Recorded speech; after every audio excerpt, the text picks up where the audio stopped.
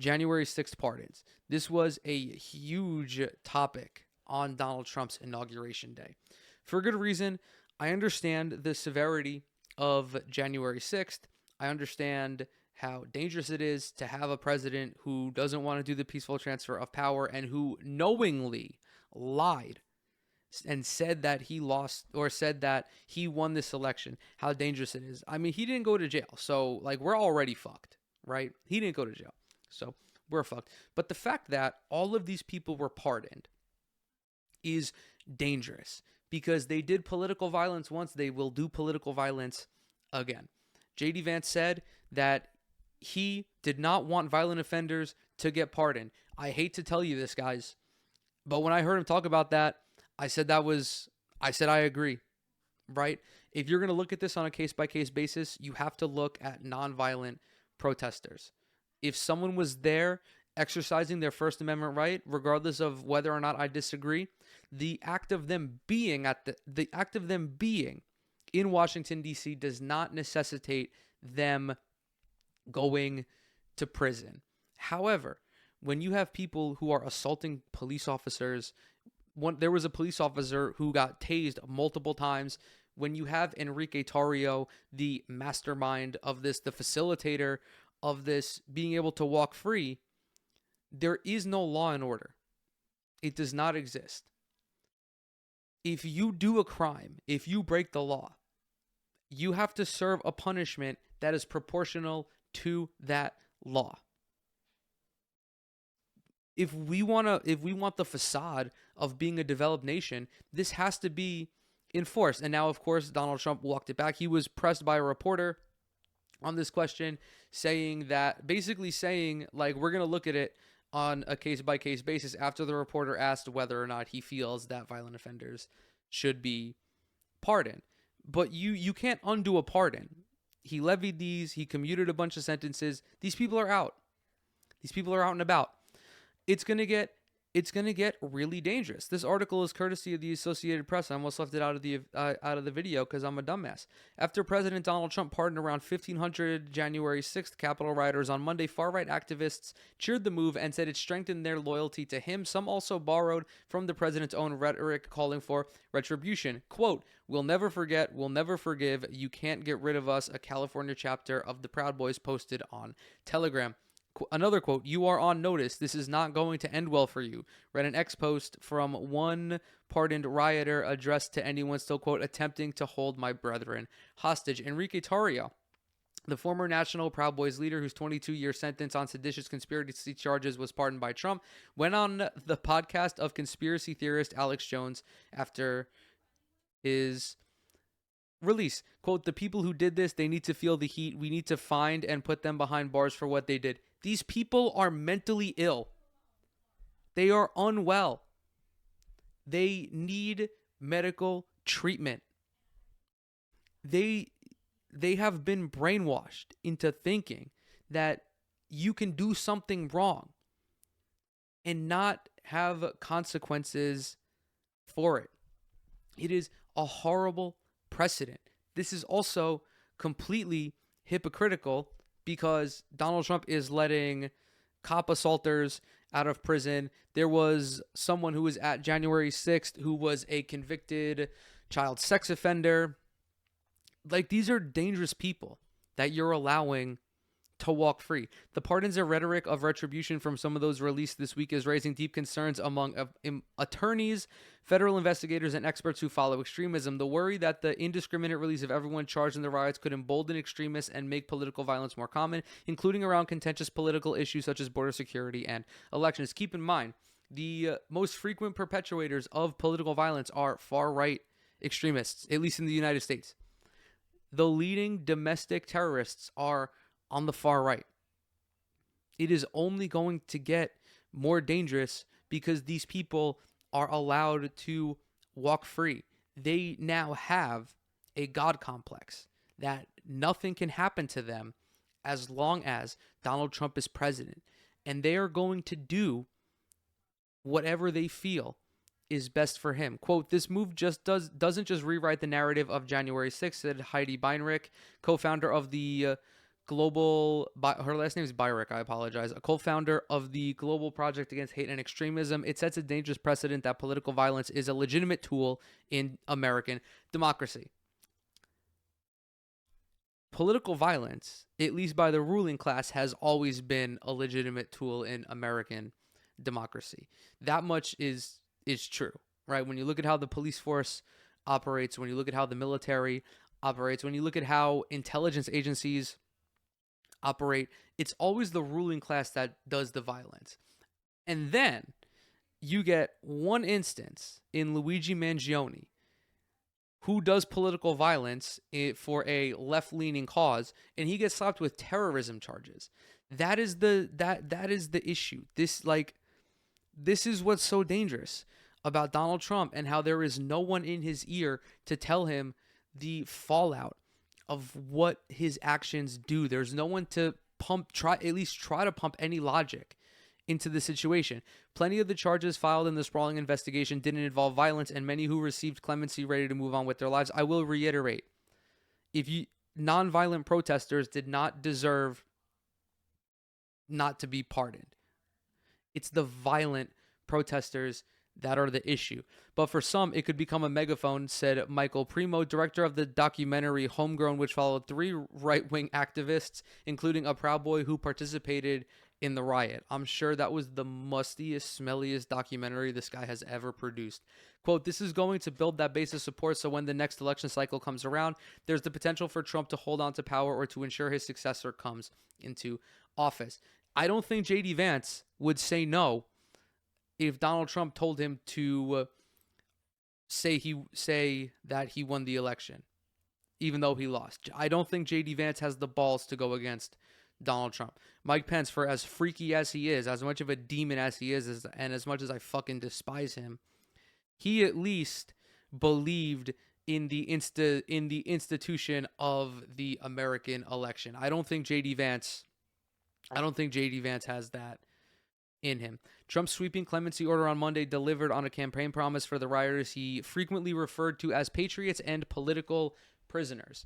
He pardoned or vowed to dismiss the cases of nearly everyone charged in the January 6th riots. 14 defendants, including several convicted of seditious conspiracy, had their sentences commuted. The order freed from prison people caught on camera viciously attacking police, as well as leaders of far-right extremist groups convicted of orchestrating violent plots. This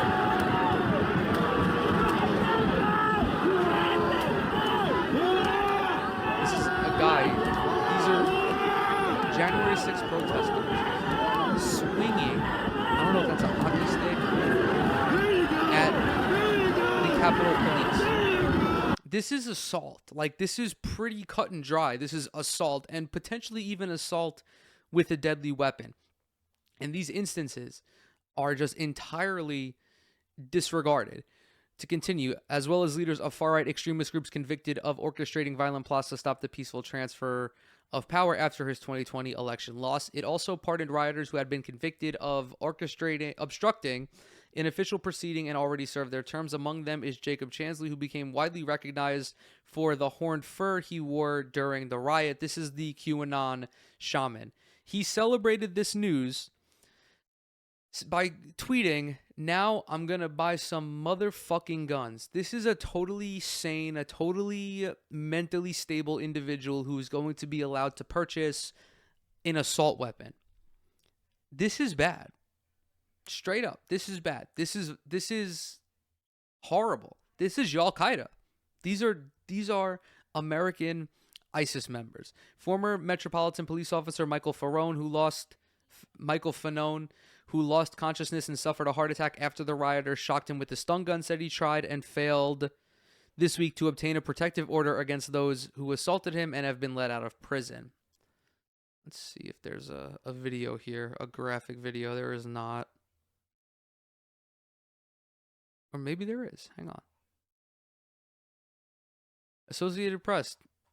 No videos, huh? Sweet. Okay, cool. Let's continue.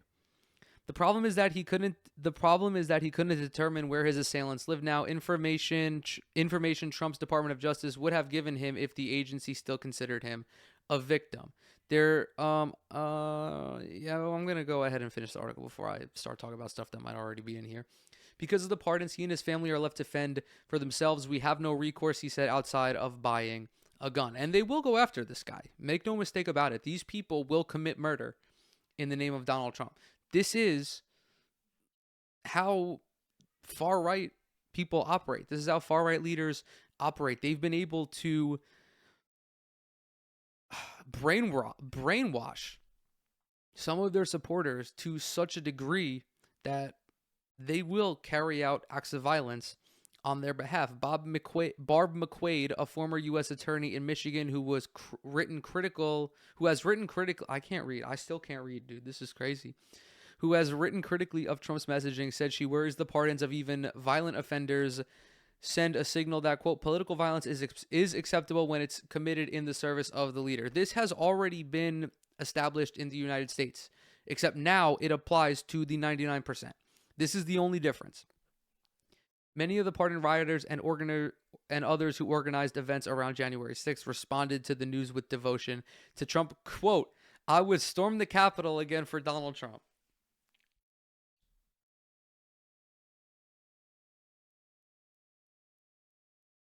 This is Ali Alexander, the Stop the Steal organizer who helped organize rallies before the attack but was not charged with any crime, said in a Telegram live stream the day after the pardons were announced. I would start a militia for Donald Trump. I dare say I would die for Donald Trump. This is crazy. This is a literally insane thing to say, that you would die for Donald Trump. This 80-year-old diaper wearer whose first 25 executive orders will only make your life worse. Enrique Tarrio called Trump, quote, the best president, I think, since George Washington. I don't know if you guys know this. George Washington he is rolling over in his grave. Him and Alexander Hamilton are rolling over in their graves with how Donald Trump is carrying on the legacy of the United States government. To even think that Donald Trump and George Washington can be put in the same sentence together is insane.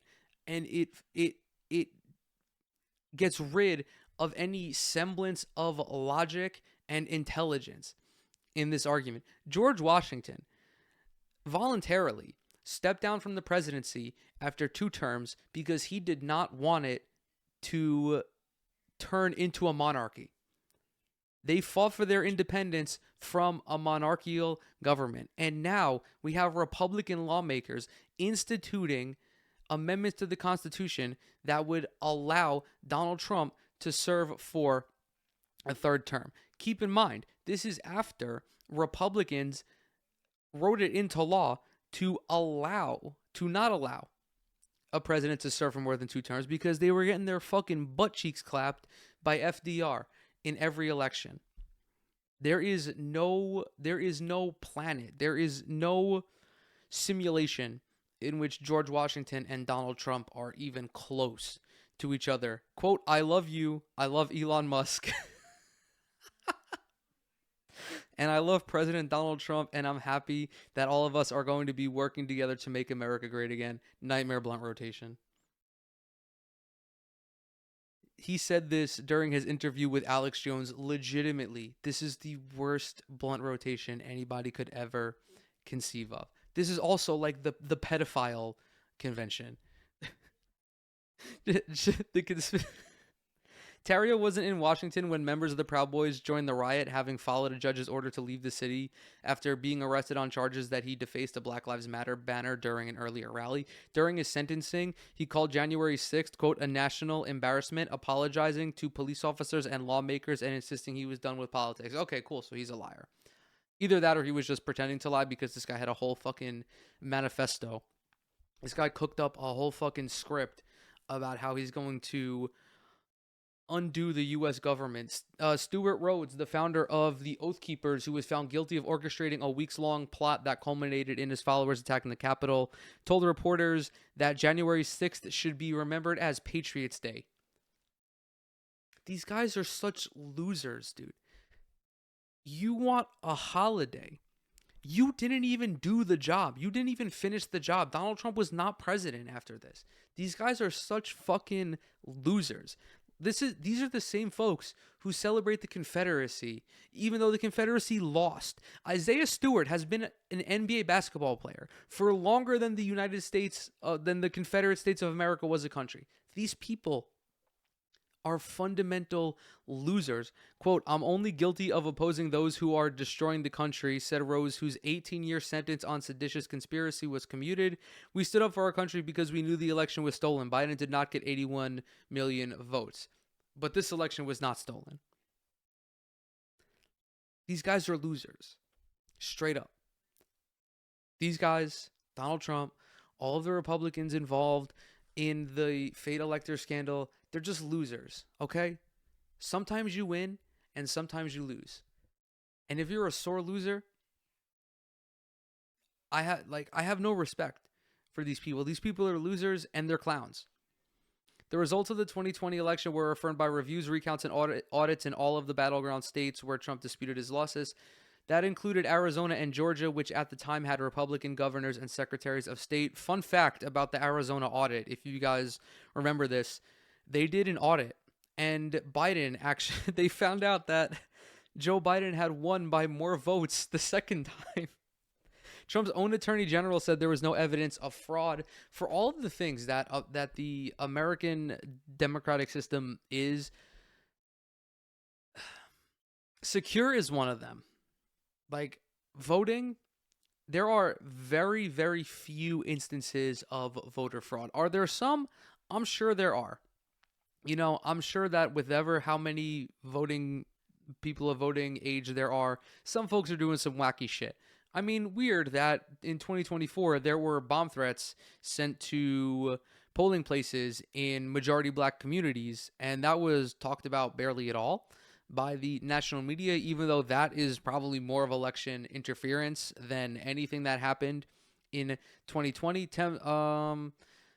Press review in the 6 states revealed there far too...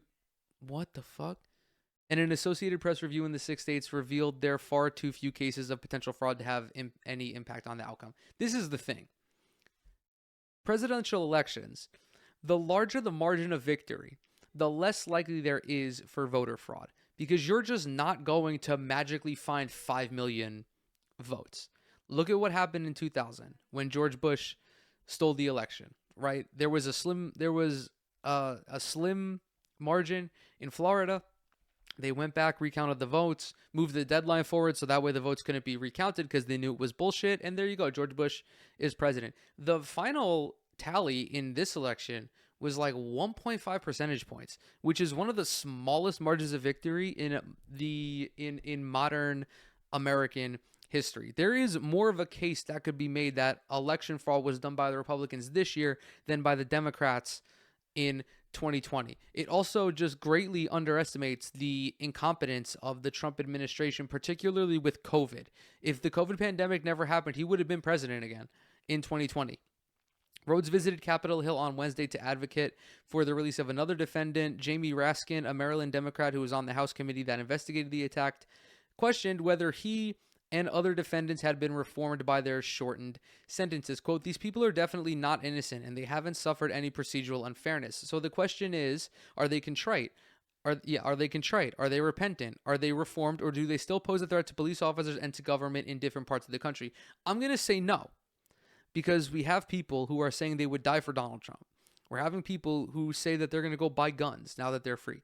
These people are not reformed. Reformation is very obvious among people that have actually been through the carceral system and come out of it different. Rhodes maintained Wednesday that he came to Washington to protest the election results in 2020, but didn't lead anything on January 6th and does not bear responsibility for the riot. He did not enter the building that day and said other members of Oath Keepers who did made a, quote, stupid decision but weren't criminals. Okay, they are criminals. I don't understand how, like, you cannot think that. I mean, at the minimum, it's trespassing, I would imagine. And then at the maximum, they're fucking, trying to skin AOC alive and take her fucking toes and make a necklace out of them. I mean, these guys wanted to fucking kill Mike Pence. Larry Rosenthal, chair of the UC Berkeley Center for Right-Wing Studies. Bro, how does that even become a building? Said one marker of fascism throughout history has been the marriage of private militias with the political party. In fascist Italy, he said, such groups worked on behalf of the party, empowered to punish political enemies who wouldn't fall in line. People are not willing to have this conversation. Republicans do not want to hear about fascist history because it may be a slap in the face for them. They may recognize that they are perpetuating fascist history. They don't want to hear about it. Americans, like, they love World War II. Americans glorify World War II, and I'm stealing this from somebody. I think it's Felix Biederman from Chapo Trap House. But they glorify World War II, and yet they don't understand anything about it. Rosenthal said that in light of Trump's pardons, militia groups already active in the U.S. southern border would likely seek the Trump administration's approval when the sweeping immigration enforcement plan gets underway. It goes beyond this. Just think about any left-wing protest in a blue city.